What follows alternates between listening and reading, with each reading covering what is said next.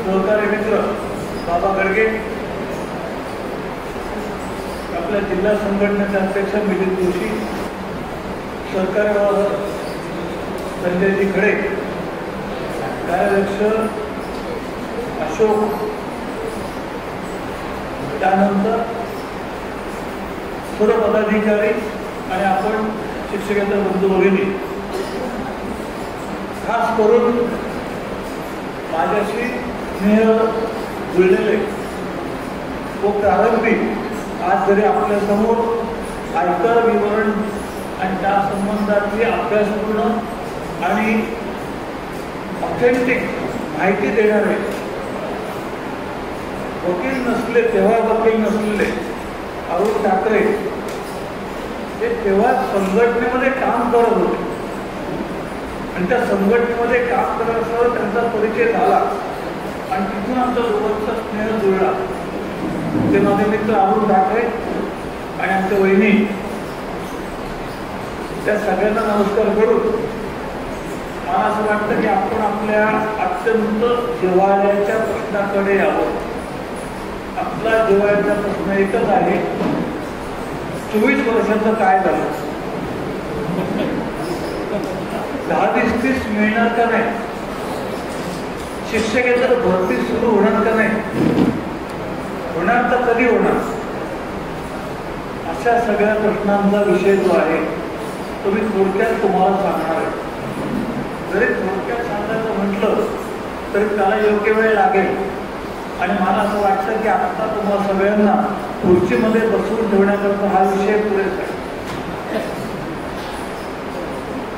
मित्र, सगळ्यात पहिल्यांदा जर काही लक्षात घ्यायचं असेल तर आपण सर्वजण कार्यालयीन कामकाज बघतो आणि आपण कार्यालयीन कामकाज बघताना 2 भाग आपल्याकडे येतात.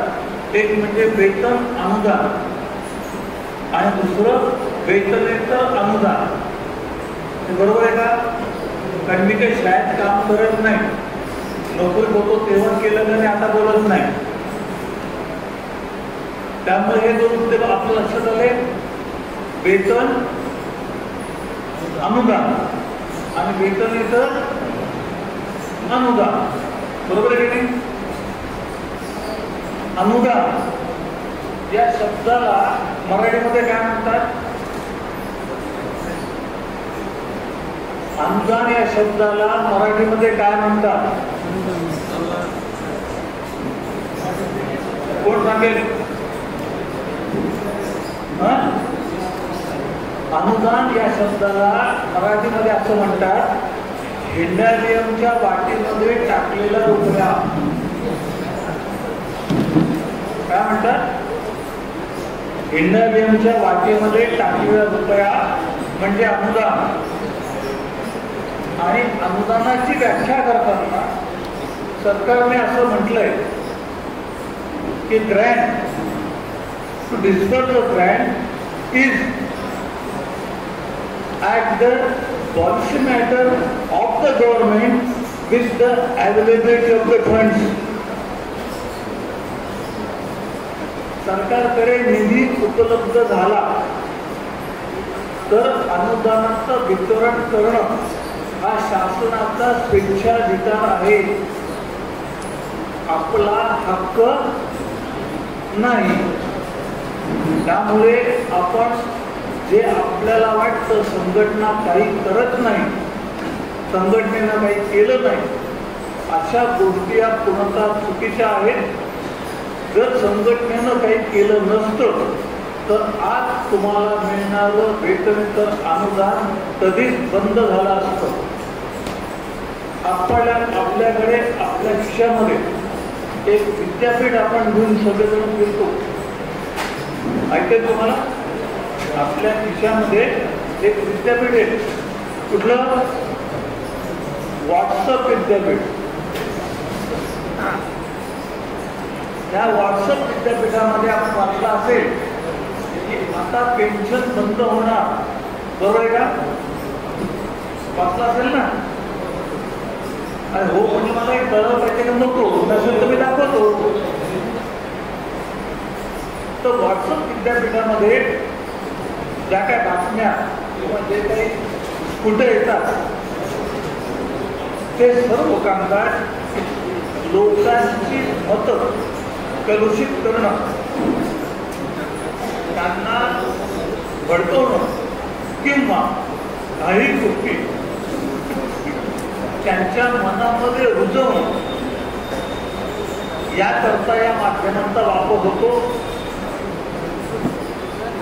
आपल्याला कदाचित माहीत नसेल तर पेन्शन हा घटनेने दिलेला अधिकार आहे.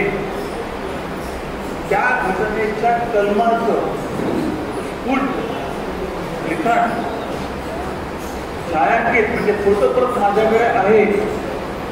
ती प्रत मी आपल्याला देईन. याचा अर्थ आपण जर लक्षात आला तर डिस्बर्समेंट ऑफ द पेन्शन, पेन्शनचं वाटप, ज्यांना पेन्शनची योजना मंजूर करण्यात आलेली होती अशा सर्व माणसांना पेन्शन बंद करता येणार नाही. परंतु शासनानं, केंद्र शासनानं 1/11/5 या दिनांकापासून जुनी पेन्शन योजना बंद केलेली आहे. त्याच वेळेला तशी घटना दुरुस्ती केलेली आहे. त्यामुळे जर पेन्शन योजना बंद असं म्हणतात, ते बंद झालेलं पेन्शन हे जुन्या पेन्शन योजनेच्या संदर्भामध्ये 1/11/5 नंतर लागू होतं. ही वस्तुस्थिती आज दिनांकात आहे. आणि म्हणूनच या विषयाच्या अनुषंगाने उच्च न्यायालयापासून तर सर्वोच्च न्यायालयापर्यंत जी न्यायालयीन दावे आणि प्रकरणं झाली, या सर्व प्रकरणांमध्ये जुन्या पेन्शन योजनेची मागणी न्यायालयानं मंजूर केलेली नाही आणि ती सर्वोच्च न्यायालयात देखील होण्याची शक्यता नाही. कदाचित 2024च्या लोकसभा आणि विधानसभा निवडणुकीच्या पार्श्वभूमीवर शासनाला आपल्याबद्दलचं गुडविल निर्माण करण्याकरता म्हणून जुनी पेन्शन योजना लागू करण्याची शक्यता नाकारता येत नाही. परंतु ही 1952च्या आणि त्यानंतर दुरुस्त झालेल्या जुन्या पेन्शन योजनेप्रमाणे नसेल. तशीच ती पेन्शनची योजना तुम्हाला मिळताना आता टक्केवारीचं पेन्शन येईल. म्हणजे 1 जानेवारी 6 नंतर 20 वर्षाच्या अर्हतादारी सेवेनंतर तुम्हाला 50% पेन्शन मिळत होती. ही सुद्धा बंद होऊन आता टक्केवारीचं पेन्शन म्हणजे तुमची जेवढी सेवा झालेली असेल 33 वर्षाचा कालावधी हा क्वालिफाईड सर्व्हिस म्हणून मानलेला आहे. तो कालावधीच्या तुलनेमध्ये तुमची जेवढी सेवा धरली जाईल त्या सेवेच्या तुलनेमध्ये पेन्शन देण्याबद्दलचा विचार आज घडीला शासन स्तरावर सुरू आहे. त्याचं एक आराखडा आपल्यासमोर येईल. म्हणजे शेवटच्या पगाराच्या 30, 40 आणि 50 असे 3 भाग केले जातील. 20, 25, 30 आणि त्याप्रमाणे ते 30%, 40%, 50% मिळेल अशी एक शक्यता आपण दुधाला हरकत नाही. लवकरच आपल्याला मार्च अखेरच्या आत किंवा फेब्रुवारीला जे आपलं अंदाजपत्र जे अधिवेशन केंद्र सरकारनं होईल त्यामध्ये मंजुरी घेऊन या संबंधातला सगळा तपशील आपल्यासमोर येण्याची शक्यता आहे. आता हे जे आपल्याला सांगितण्याचा भाग तुम्हाला सांगितला, या गोष्टी ज्या आहेत त्या सरकारच्या स्तरावरती होतात. आपल्याला अनुदान मिळतं. आपण एक गोष्ट प्रामुख्याने विसरतो की आपण ज्या शाळेमध्ये काम करतो त्या शाळेमध्ये आपल्याबरोबर कोण असतं? कोण असतं? शिक्षक. हा शिक्षक वर्ग बहुसंख्येने आपल्या इथे असतो. ज्या शिक्षक वर्ग 80% असेल तर आपण 20% आहोत. हे मी तुम्हाला अंदाजे सांगतोय. कदाचित शिक्षकेतरचं प्रमाण या टक्केवारी कमी पण करू शकेल. परंतु आपण एक गोष्ट कदाचित अनुभवली नसेल किंवा आपल्याला ती माहीत पण नसेल. ती गोष्ट अशी की शिक्षकांना आपल्या आधी आणि सरकारी कर्मचाऱ्यांच्या आधी त्रिस्तरीय वेतन श्रेणी लागू झालेली आहे 1/4/1986 पासून. त्याचं नाव आहे चट्टोपाध्याय कमिशन. या चट्टोपाध्याय कमिशनचा विषय आपल्या समोर कधी आलेला नसणार, कारण हा शासन निर्णय जो आहे तो 1989चा आहे आणि चट्टोपाध्याय कमिशनची स्थापना झाली. त्याचा अहवाल शासनानं स्वीकारला. तो अहवाल काय आहे आणि कुठल्या आधारावर त्यांनी ही रचना केली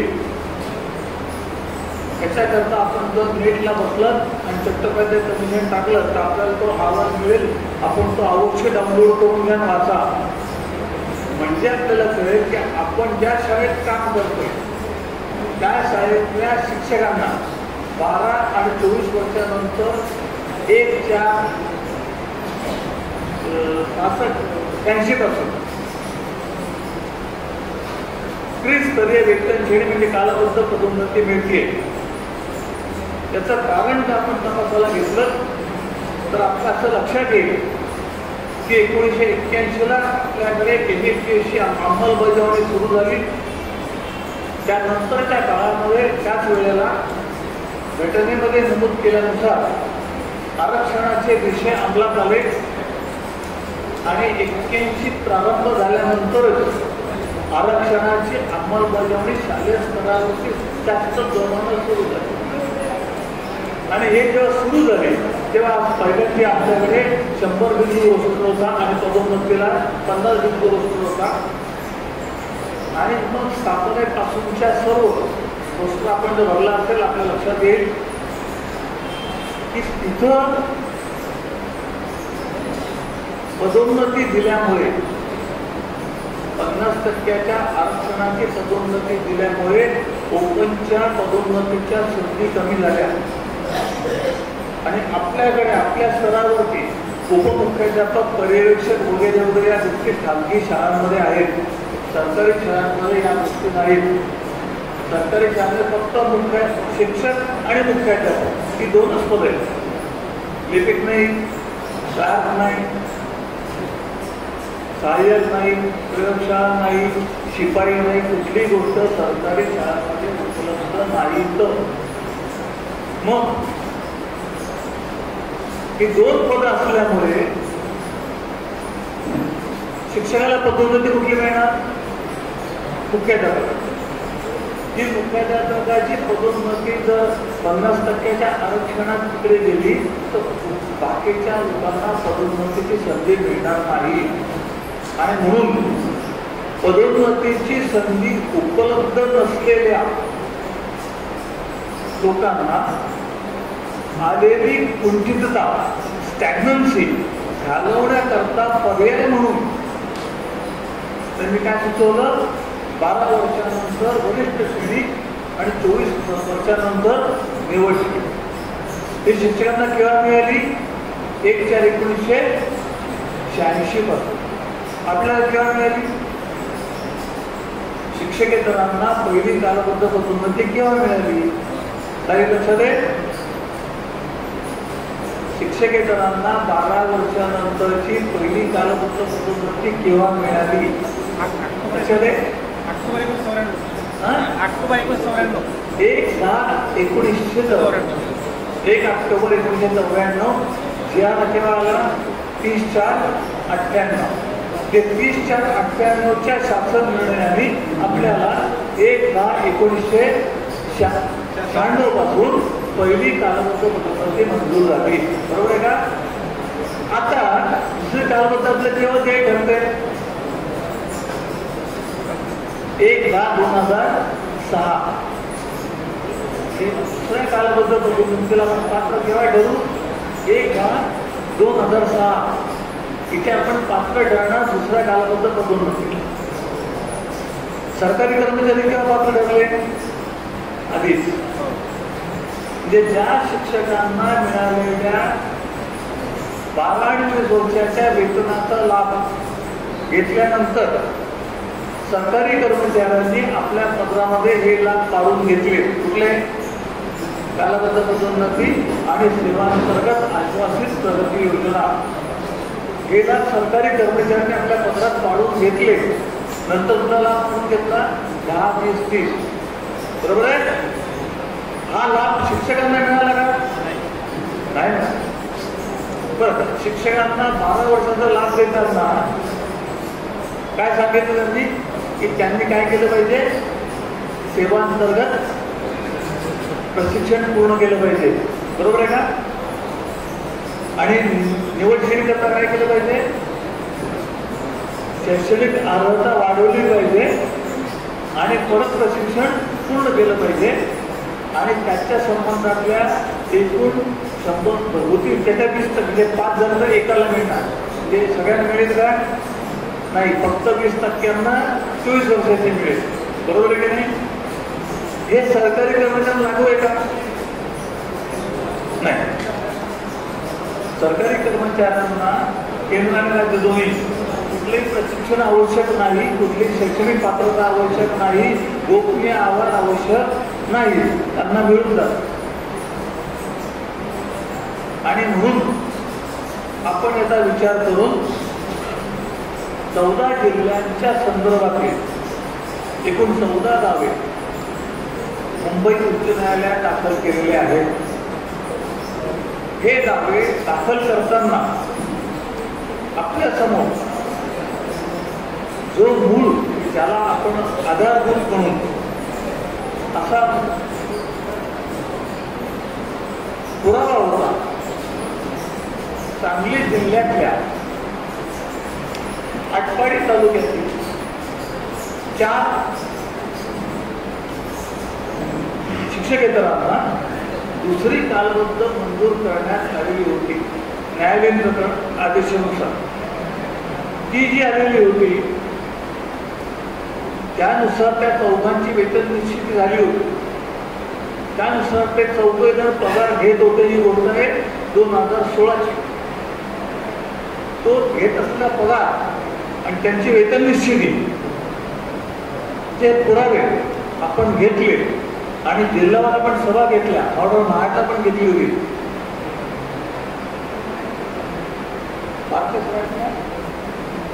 अशा आपण सभा घेऊन जिल्ह्यावर सभा घेतल्या आणि अशी प्रकरण आपण मुंबई उच्च न्यायालयात दाखल केली आपल्या संघटनेच्या वतीने. दरम्यानच्या काळात आपलं जे शिक्षकेतर महामंडळ आहे या महामंडळाने पुणे, नगर, सोलापूर आणि सातारा, मुंबई, पालघर आणि ठाणे अशा 7 जिल्ह्यांचे केसेस दाखल केल्या. ते दाखल केल्यानंतर त्यांचे एका गटाचे वकील आहेत सतीश राऊत, दुसऱ्या गटाचे वकील आहेत बांदिवडेकर. अशा 2 गट महामंडळामध्ये त्या 2 गटांनी त्यावेळेला एकत्र असताना ते दाखल केल्यावर मी सोयीस्कर का बोलतोय, तुमच्या समोर नेमकी अडचण यावी म्हणून त्या 7 केस दाखल झाल्या आणि त्यांनी ऑक्टोबर 18 मध्ये आम्ही हा दावा जिंकलो असं जाहीर केलं. आणि मग जिंकल्यानंतर ते गुलाल वगैरे फेटे बांधले, हार घातले, पण निकाल वाचला. निकालात त्यांनी जे निकाल म्हणजे तो निकाल नव्हता. उच्च न्यायालयाने असं दिलं होतं की हे सर्व लोक या योजनेकरता म्हणजे दुसऱ्या कालबद्ध पदोन्नती करता हे सर्वजण पात्र आहेत आणि त्यांचा जो दावा आहे हा मान्य करण्यात येत आहे. तरी शासनानं या आदेशाच्या दिनांकापासून 2 महिन्याच्या आत त्यांना दुसरी कालबद्ध पदोन्नती किंवा सेवांतर्गत आश्वासित प्रगती योजना देण्याबाबतचा विचार करावा. काय करावा? विचार करावा. त्यावा असं म्हटलं नव्हतं. तो विचार करावा याला न्यायालयाच्या भाषेत म्हणतात डायरेक्टिव्ह. आणि न्यायालय म्हणतात should be given within the stipulated period of the 2 months. हा आदेश निर्णय. तर हा गोंधळ किंवा शब्दाचा अर्थ करण्यात इतपतही मानसिकता या लोकांची नव्हती. आणि ते 2 महिने उठून गेल्यानंतरही या सर्व 7 जिल्ह्याच्या संदर्भातल्या सर्व पदाधिकाऱ्यांनी कोर्टामध्ये कंटेम्प्ट ऑफ कोर्ट केलेला नाही. तर मी तुम्हाला वकिलाचं नाव सांगितलं, सतीश राऊत यांनी डिसेंबरच्या 22 तारखेला मुंबई उच्च न्यायालयामध्ये कंटेम्प्ट पिटिशन दाखल करायला पाहिजे होता. त्याऐवजी त्यांनी जो दाखल केला त्याला म्हणतात रिव्हिजन पिटिशन. म्हणजे काय, आम्हाला आमचा दावा दुरुस्त करण्याची संधी मिळावी. आणि इथे आपल्या गोंधळाला सुरुवात झालेली. म्हणजे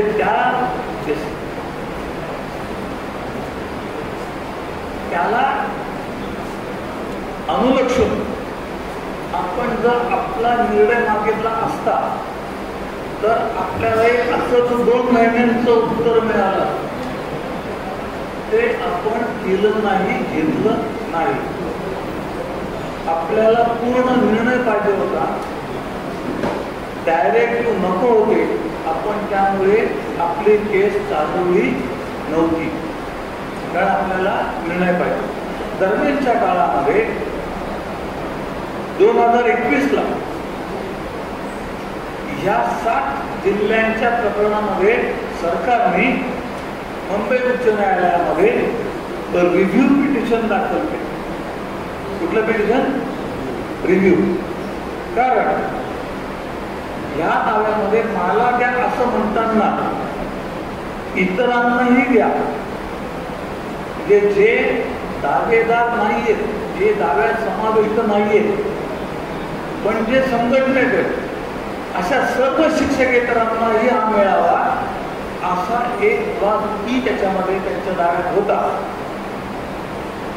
आणि न्यायालयाने जर निर्देश दिले त्यावेळेला सरकारी वकिलांनी असं लक्षात आणून दिलं की असे निर्देश तुम्ही दिल्यामुळे जो दावेदारच नाहीये त्याला देण्याबद्दलचे आदेश तुम्ही आम्हाला देऊ शकत नाही. म्हणून तुम्ही जो निर्देश दिलेला आहे त्या निर्देशाचा फेरविचार करावा, असा दावा 2021चा आहे. आणि 21 पासून आज आपण 24 मध्ये आहोत.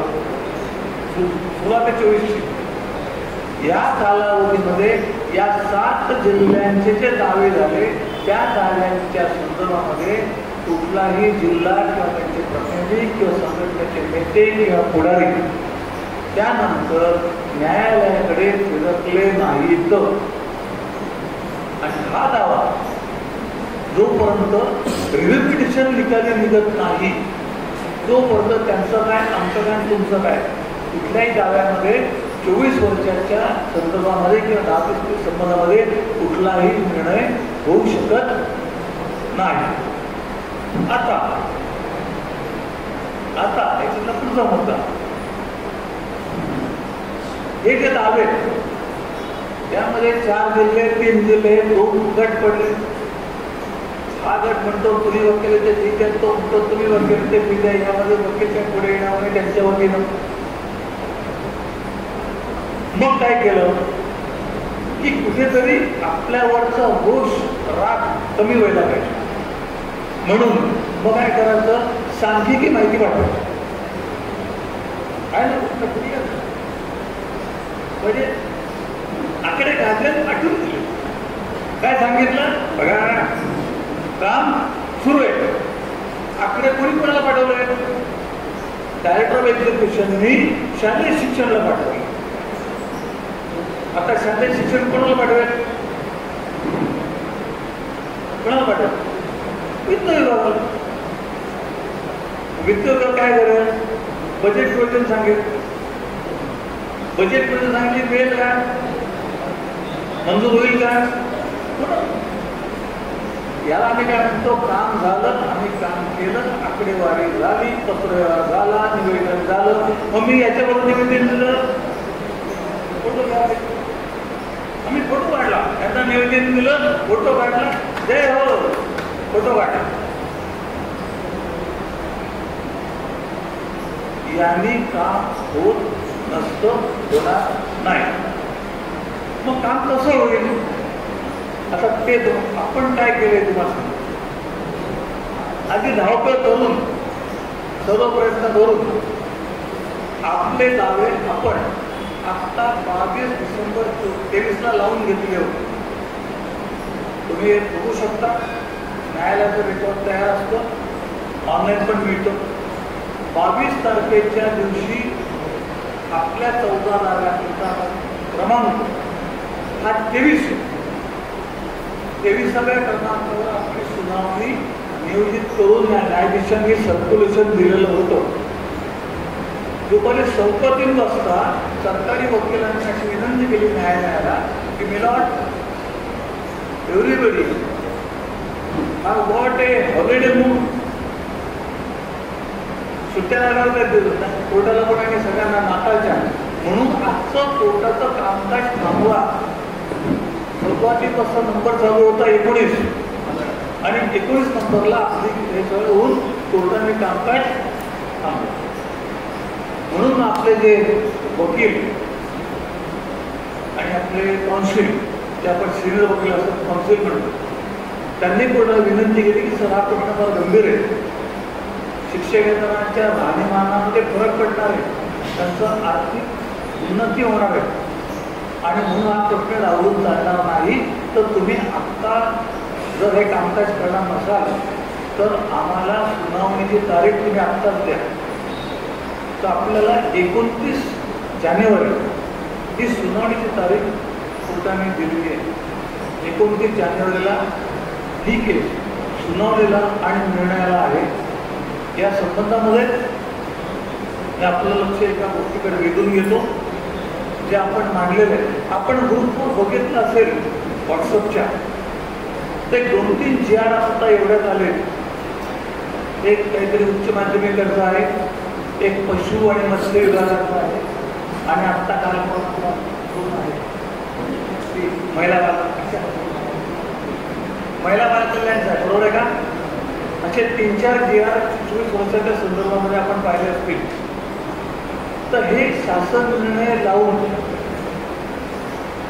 आपल्या काउन्सिलला असं सांगितलं आम्ही की तुम्ही आता असा स्टँड घ्या की as government have declared to opt for the selection grade, दुसरी कालावधी देण्याचा निर्णय आणि 10 देण्याचा निर्णय सरकारने घेतला आहे आणि तो घेतलेला निर्णय हा आमच्या संदर्भातल्या रिव्ह्यू पिटिशनच्या तारखेच्या नंतरचा आहे. रिव्ह्यू पिटिशन केव्हाच आहे? जानेवारी 21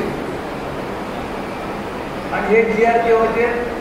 23-40. याचा अर्थ तुम्ही आता गव्हर्नमेंटचा पॉलिसी मॅटर डिसिजन काय आहे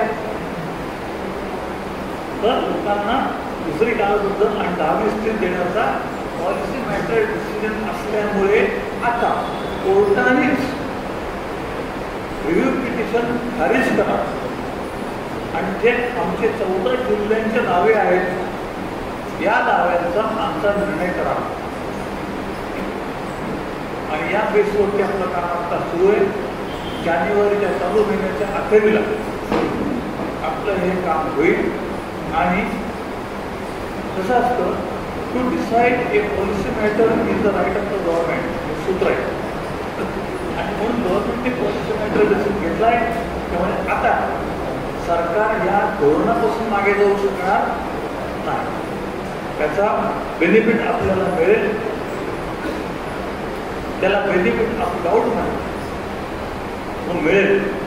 आणि 29 जानेवारीच्या हिअरिंगला सरकारचं याचिका जी आहे रिव्ह्यू पिटिशन हा फेटाळला जाईल आणि तो फेटाळल्यानंतर पहिले फेटाळतील आणि न्यायालय आपल्याला आपल्या बाजूनं 24 वर्षाची योजना मंजूर करण्यात येत असल्याचा निर्णय घेतील. त्याला आपण जे सप्लिमेंटरी जोडले ते असं जोडले की आम्हाला वारंवार कोर्टात येऊन कोर्टाचा वेळ वाया जाण्याची इच्छा असल्यामुळे कोर्टाने या निर्णयातच केंद्र आणि राज्य सरकारी कर्मचाऱ्यांप्रमाणे शिक्षकेतरांना 24 वर्ष आणि 22-23 लाभही या एका ऑर्डरमध्ये पास करून द्यावा असं अपील आणि स्टँडिंग आपण 29 जानेवारीच्या सुनावणीमध्ये आपले काउन्सिलर अविनाश पटांगळे हे करतील आणि त्याचं एक रिटर्न स्टेटमेंट याला न्यायालयाला ते दाखल करतील. असे दोन्हीही अनुकूल निर्णय आपल्याला मिळतील याबद्दल मी साशक्त नाही. मला पूर्ण खात्री आहे त्या करताना माझे पूर्ण प्रयत्न करतोय आणि असे जे बांधावे असतात वकिलीमधले किंवा या प्रकरणांमधले त्याचा मी थोडासा आपल्याकरता अभ्यास करतो आणि ते आपल्यासमोर मांडतो. यानुसार 29 जानेवारीला आपल्याला आपले दावे 24 वर्ष आणि 22-23 हे मिळतील असा विश्वास व्यक्त करतो आणि आपल्या दुसऱ्या विषयाकडे वळतो की शिक्षकेतरांची भरती कधी सुरू होईल. मित्र, शिक्षकेतरांच्या भरतीच्या विषयाच्या अनुषंगाने काल परवा घडलेली म्हणण्यापेक्षा काल परवा व्हॉट्सअपवर आलेली बातमी माहिती माझ्याकडे आहे ती अशी आहे की संस्था चालक संघटनेने शिक्षकेतरांच्या भरतीच्या संदर्भात आणि शिपायांच्या डिसेंबर 22 मानधनावर नियुक्ती किंवा नियुक्तीच्या संदर्भात शालांत परीक्षेवरती म्हणजे 10वी आणि 12वी बहिष्कार टाकणार असल्याची घोषणा केलेली आहे. बरोबर आहे. आपल्यापर्यंत आलं नसेल तर मी खडेसरांकडे पाठवतो. खडेसर मी आपल्या फोटो टाकतील कारण खडेसरांनी तुमच्या रायगड जिल्हा संघटनेच्या ग्रुपवरनं मला काढून टाकलेलं आहे. तुमच्या ग्रुपवर मी नाही आहे. त्यामुळे तुम्हाला त्यांना मी पाठवतो ते तुम्हाला तुमच्या ग्रुपवर टाकतील. त्या ग्रुपवरनं तुम्हाला मिळेल. दुसरा मुद्दा या विषयाच्या अनुषंगाने आपण म्हणजे रायगड जिल्हा मी नाही आपण 23/10/13च्या शासन निर्णयाचा अन्यायकारक असल्याबद्दलची एक याचिका केलेली होती. त्या याचिकेच्या संदर्भामध्ये ऑक्टोबर 14 एक्झॅक्ट डेट तुम्हाला सांगितलं असेल तर 26 ऑक्टोबर 2014 या दिवशी न्यायालयाने 3 डिसिजन दिले. पहिला काय दिला? No corresponding action should be taken according to 23/10. 23/10/13च्या शासन निर्णयाच्या अनुषंगाने कोरेस्पोंडिंग म्हणजे नकारात्मक कारवाई करू नका. नकारात्मक कारवाई कुठली? शिक्षकेतरांची पदं कमी करणं, शिक्षकेतरांची पदं व्यापक करणं, शिक्षकेतरांना अतिरिक्त ठरवणं आणि शिक्षकेतरांचं समायोजन करणं हे पोलीस ॲक्शनमध्ये मोडतं. पहिली ऑर्डर काय दिली होती? मेंटेनन्स भयंकर वाईट म्हणून आपण परत करून टाकले आणि कोर्टात लक्षात आणून दिलं की अजून 23/13चा निर्णय तुम्ही दिला म्हणजे हे कोर्टाला आलेलं नाहीये आणि हा नवीन निर्णय का आणि हा अजून अन्यायकारक आहे. म्हणून कोर्टाने सरकारला मागवलं आणि 28 जानेवारी 19च्या शासन निर्णयाची अंमलबजावणी करायला मनाई केली. आणि दरम्यानच्या काळामध्ये सरकारचा जे भरोसा होता त्या भरोश्यावरती त्यांनी आदेश दिल्यानंतर शिक्षणाधिकारी कार्यालयाने 28 जानेवारी 19च्या शासन निर्णयाची अंमलबजावणी केली. शिक्षकेतर पदं रद्द केली. शिक्षकेतरांना अतिरिक्त ठरवलं. त्यांना MSPSच्या आणि आपल्या 26(2)चं पालन न करता समायोजित पण करून टाकलं. आणि तो हे ज्या कोर्टाचा त्यांना ऑर्डर आली 28 जानेवारीच्या संबंधामध्ये मेंटेनन्स स्टेटस परिस्थिती कायम ठेवा, त्यावेळेला त्यांचे डोळे उघडले की आता आपण कशात सापडलो? कंटेम्प्टमध्ये सापडलो आहोत. आता जर कंटेम्प्ट झाला तर घरी कोण जाईल? शिक्षणाधिकाऱ्यातील ज्यांनी हे कामं केली ते. आणि म्हणून ऑगस्ट 22ला त्यावेळेचे शिक्षण संचालक डॉक्टर महेश पालकर यांनी पुस्तक काढलं की अशी कारवाई ज्या ज्या जिल्ह्यांनी केली आहे ती मागे घेऊन अतिरिक्त शिक्षकेतर ज्या ज्या शाळेत समायोजित झाले असतील त्यांना परत मूळ शाळेत पाठवलं. हे अतिशय माझ्याकडे आहे. आणि मग काय झालं, यांची जेव्हा पळापळ सुरू झाली, आपल्याला माहिती आहे आपल्याकडे आत्ताच्या संच मान्यतेमध्ये हे 22 वर्ष सोडलं तर कुठली संच मान्यता आली का आपल्याला की ज्यामध्ये शिक्षकेतर आहे? आली आहे का? शिक्षकेतर पद मान्य असल्याची एखादी संच मान्यता आपल्याकडे आहे का? आली. त्याचं कारण या दाव्यामुळे ते आहे. आणि त्याही दाव्याची तारीख आपण जानेवारीमध्ये आता अप्रोच होतो कोर्टाला की पदं कमी झाली आहेत, शासन पद भरायची परवानगी देत नाहीये. आमच्या एक एक 2-2 माणसांवर तसा भार पडलेला आहे. म्हणून गव्हर्नमेंट कोर्टात येऊ न येऊ, उत्तर देऊ न देऊ, तुम्ही आम्हाला आमचा निर्णय आमच्या बाजून द्या आणि 12 कराच्या संच मान्यतेची पदं मंजूर करून आम्हाला त्या पदानुसार रिक्त पद भरायचे आदेश तुम्ही सरकारला द्या, अशी याचिकेची आपली सप्लिमेंटरी दाखल होईल पुढच्या आठवड्यामध्ये. आणि त्यावर आपण निर्णय लवकरात लवकर घेऊ.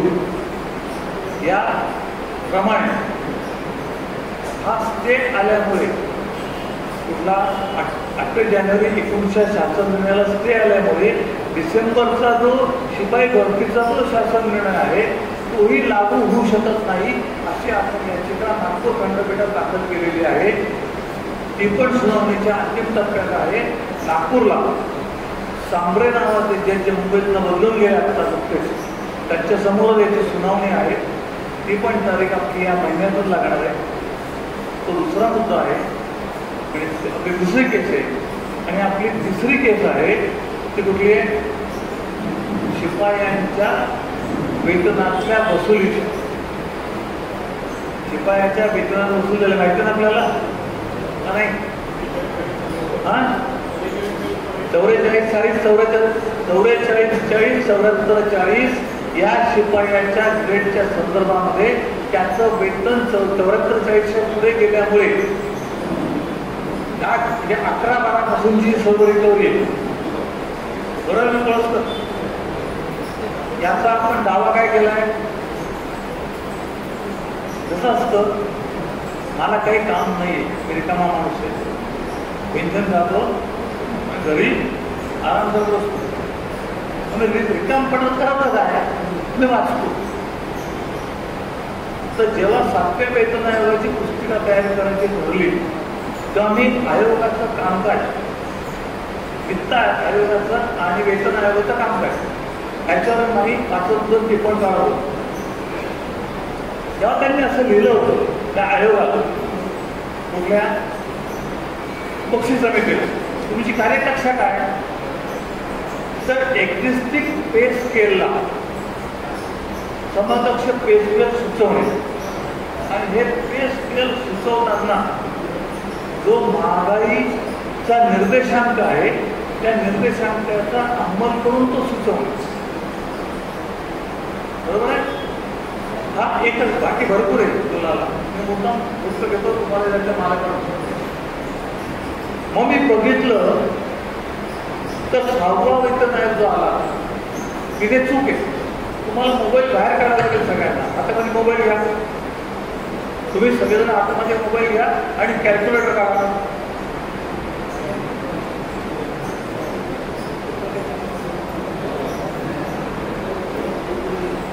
काढला मोबाईलचा कॅल्क्युलेटर. शिपायाच्या 5व्या वेतन आयोगाची वेतन श्रेणी काय होती? 25-50, 32-50, बरोबर आहे का? मग 25-50ला 6व्याचा वेतन म्हणजे महागाई निर्देशांक काय होता? 1.86. 86, बरोबर आहे का? आत्ता होता 2.57, तर 2550ला 1.86 गुणा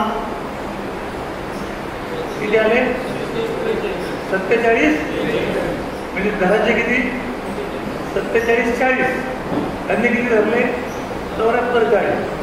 मग 47 40 त्याचा पगार सुरू झाला, संपेल केव्हा? 77 40. बरोबर आहे? मग 77 40 पगार जात असेल, त्याची रिकव्हरी निघेल, बरोबर ना? म्हणजे आपण जो दावा केला तो दावा असा आहे की शिपायाची वेतन निश्चिती हाकीम समितीनं चुकीची केली, म्हणून शिपायाचं वेतन कमी बसवलं, ते वेतन सुधारा, 47 40 77 40 मध्ये बसवा, म्हणजे त्याची रिकव्हरी होणार नाही, झालेली रिकव्हरी परत मिळेल आणि त्यानुसार त्याचं 7व्याचं वेतन निश्चिती परत करा, 6व्याची परत करा, म्हणजे आज घडीला त्या शिपायाची रिकव्हरी माफ 1, भरलेली रिकव्हरी त्याला परत मिळेल 2, 3, त्याचा आजचा पगार किमान पक्षी 4000 रुपयापासून वाढेल, असे आपण शिपायाच्या संबंधातला दावा केला.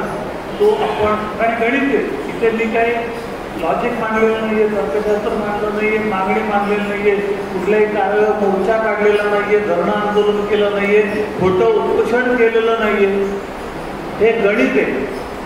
आणि गणितामध्ये कोणाला बंतू किरंतू काही नाही, बा याचं श्राद्ध एवढा एकच पर्याय सरकारसमोर शिल्लक आहे. मग वित्त विभागाचे उपसचिव नाव सांगू का? रा सोनार यांचा फोन आला की तुम्ही जे मागणी केलेली योग्य आहे, कॅल्क्युलेशन बरोबर आहे, परंतु तुम्हा शाळेतल्याच माणसांना आम्ही जर लाभ दिले तर चालणार नाही. राज्य सरकारी, हिंद सरकारी, जिल्हा परिषद, नगरपालिका, नगर परिषदा आणि ज्या ज्यांना पगार मिळतो त्या सर्व शिपाई वर्गाला आम्हाला याप्रमाणे वेतन द्यावं लागेल आणि एवढा आर्थिक भाग आणि ॲरियर द्यावे लागतील. आम्हाला सोसणार नाही, तर तुम्ही मागचे ॲरियर सोडून द्या आणि उद्यापासूनचा पगार घ्या. त्यांना सांगितलं की मी एकटा निर्णय घेणारा कोणी नाही, मी सामाजिक भान असलेला नेता आहे, परंतु मी माझ्या सर्व सहकार्यांना न विचारता एक गोष्ट तुम्हाला सांगू शकतो की मागचे जे ॲरियर्स आहेत 2006 पासूनचे, म्हणजे 24 वर्षामध्ये सुद्धा आणि या प्रकरणात सुद्धा हे सर्व ॲरियर्स परत तुम्ही आमच्या भविष्य निर्वाह निधी खात्यामध्ये समान हप्त्यामध्ये भरायला आमची तयारी आहे. तुम्ही आम्हाला कळवल्यास, तसं दाखवल्यास, सकारात्मकता दाखवल्यास आम्ही याचे प्रतिज्ञापत्र आपणास सादर करू, असं आपण आश्वस्त केलेलं आहे. त्यामुळे शिक्षकेतरांच्या हिताच्या या गोष्टी आपण केलेल्या आहेत. शिपायाची पदं जाऊ नये हाही प्रयत्न केलेला आहे, शिपायाचं वेतन संरक्षित राहावं हाही प्रयत्न आपण केलेला आहे.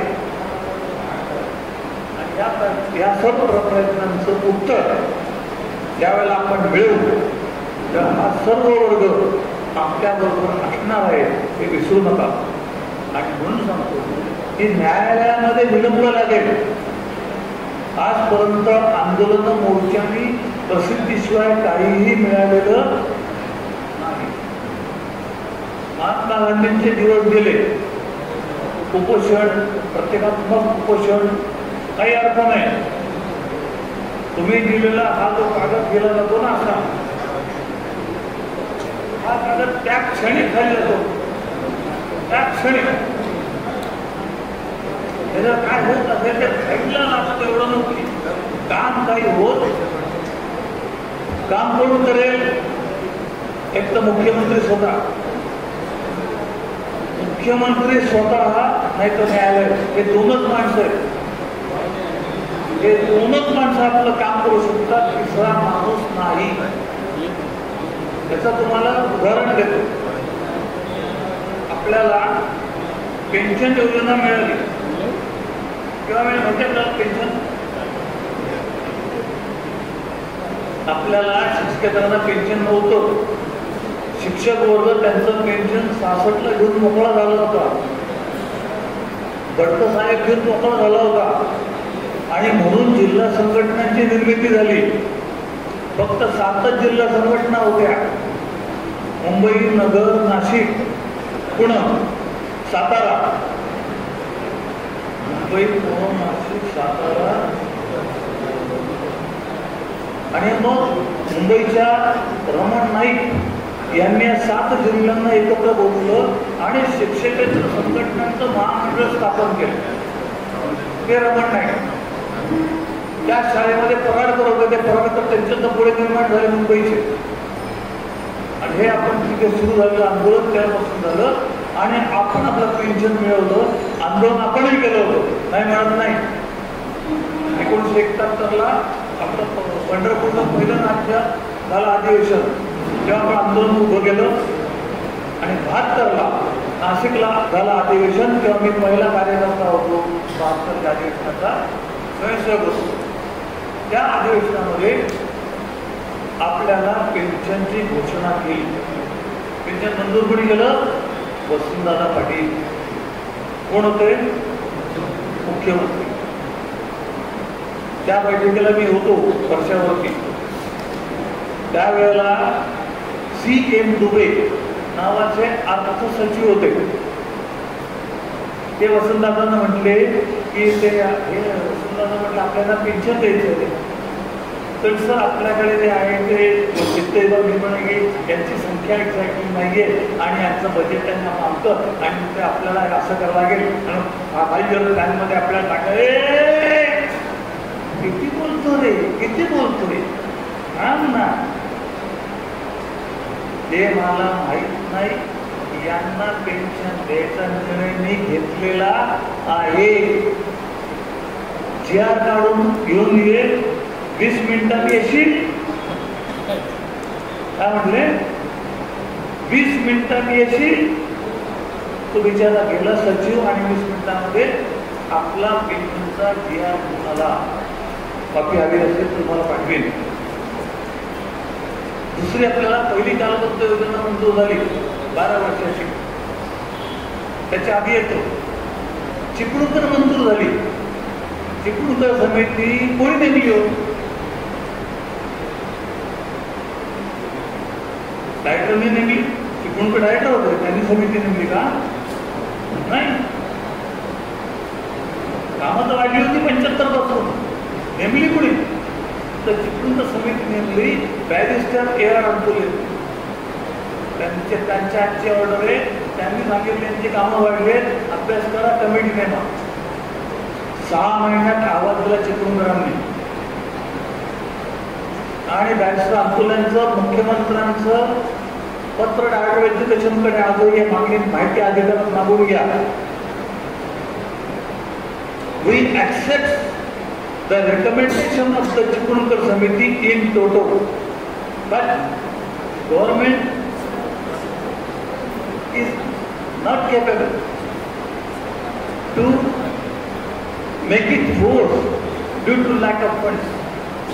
असं मंत्रालयातनं पत्र डायरेक्ट एज्युकेशन झालेलं आहे. साल आहे 81. आपल्या अध्यक्ष पुढे झाले होते शरद पवार.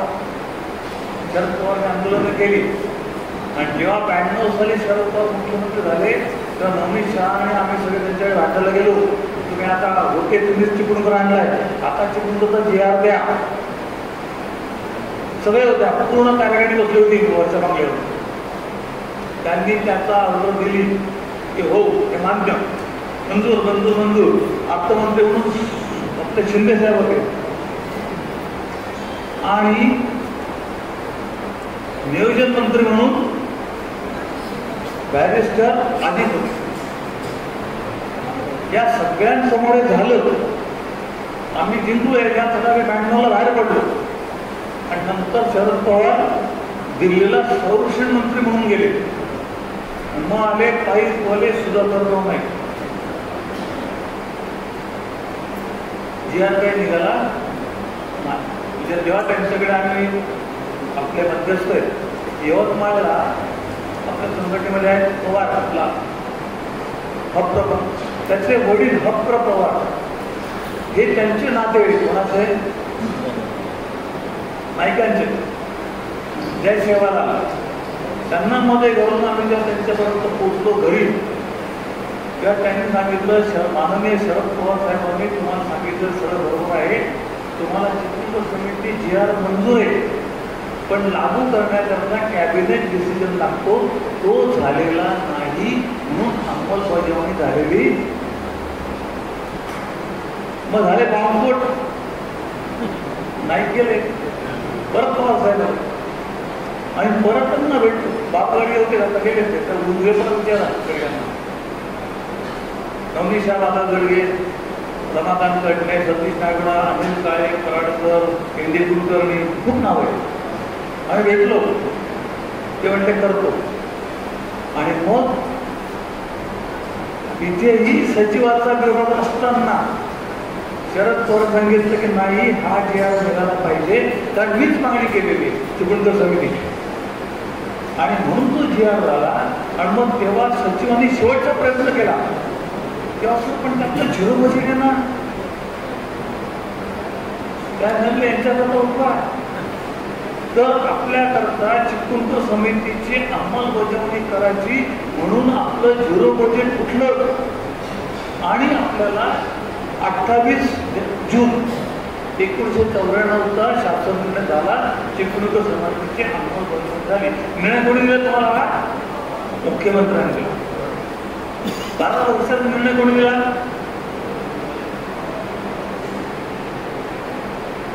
आपल्या लोकांनी संघटनेने आंदोलन पुकारलं होतं. 1 जुलैपासून संप सुरू होता. संपाचे 5 दिवस झालेले होते. विचारा मिळून जोशींना, माझ्या माहितीनुसार बाबा गडे काहीतरी पदाधिकारी असतील, संघटनेचे अध्यक्ष असतील असं मला स्मरणात आहे.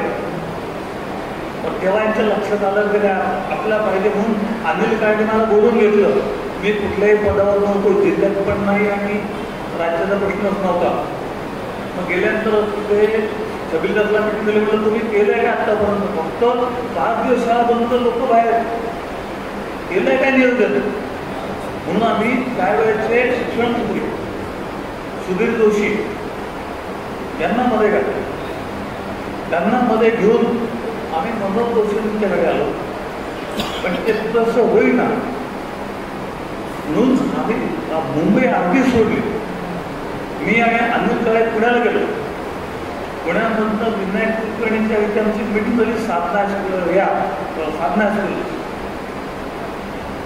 विनायक कुलकर्णीचे अत्यंत जवळचे संबंध होते ते काका वडक्यांशी. काका वडके हे शिवसेनेच्या संस्थापक सदस्यांमधले पुण्याचे सदस्य होते. काका वडक्यांना राज्यमंत्र्याचा दर्जा होता. आम्ही काका वडक्यांना एका गाडीत टाकलं, आमची एक गाडी पुढे, एक गाडी मागे, आणि आम्ही मुंबईला निघालो. आणि तेव्हा कळलं की रमाबाई आंबेडकर नगरची दुर्घटना घडलेली आहे. पहिल्यांदा आमच्या गाडीवर लालदेवा काढून, आणि त्या अवस्थेमध्ये रमाबाई आंबेडकर नगरच्या घटना घडल्यानंतरच्या दिवसाला आम्ही सर्वजण कशा प्रकारे आता सामान्य मोठा इतिहास होईल तो, आम्ही सर्वजण वर्षावरती पोचलेलो. आणि त्यावेळेला एका सभेतनं बाहेर पडताना मनोज जोशींना दगड लागला होता, त्यांना जखम झाली होती. ते त्या जखमेचं बँडेज करून त्या मिटिंगला हजर होते, कारण काका वडके आमच्यावर.